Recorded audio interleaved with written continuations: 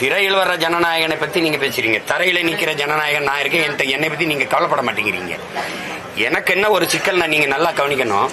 இந்த படத்துக்கு இந்த பொழுதுபோக்கு இவ்வளவு முன்னுரிமை கொடுக்குறீங்க. பகுதி நேர ஆசிரியன் வீர ரீதியில போராடுறான், அதை பத்தி எவனும் பேச மாட்டேங்கிறீங்களே. தேர்வு வருது, தேர்வு நேரத்தில் பாடம் நடத்தி பிள்ளைகளை படிப்பிக்க வேண்டிய அறிவிப்பு கூட்டுகிற ஆசான்கள் வீதியில் நின்று போராடிட்டு இருக்கான். அவனை அடிச்சு தலைமுடியை பிடிச்சு வண்டியில ஏத்தி கையை காலை உடைக்கிறான். அதை யாரும் பேச மாட்டேங்கிறீங்க. சம வேலை பார்க்கிறோம், சம ஊதியம் கொடுங்க ஆசிரியர் பெருமக்கள் வீதியில நிக்கிறான். பணி நிரந்தரம் கட்டி நிக்கிறான். தேவதை போல சேவை செஞ்ச மக்கள் கொரோனா நேரத்தில் அவர்கள் இன்னைக்கு தேவையில்லைன்னு சொல்லி செவிலியரை வீதியில போட்டிருக்க, அதை பேச மாட்டேங்கிற. இந்த அரசு மருத்துவர்கள் மறுபடி வீதிக்கு வந்துட்டான் எனக்கு ஊதிய உயர்வு கொடுன்னு, அதை பேச மாட்டேங்கிறீங்க.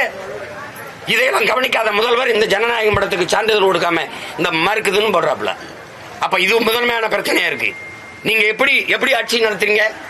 நான் ஈரோடு கிழக்குல உங்களை எதிர்த்து போட்டிட்டேன். 5 நிமிஷம் அந்த குறித்த நேரத்துக்கு மேல பேசிட்டேன். அதுக்கு 7 வழக்கு என்னை என் பிள்ளைகள் மேல நிறுத்தி 2 நாளை செலவழிச்சு ஈரோட்டில் போய் நிற்கும். 7 வழக்கு போட்டிருக்கீங்க நீங்க. 5 நிமிஷம் நான் கூட பேசிட்டேன்னு.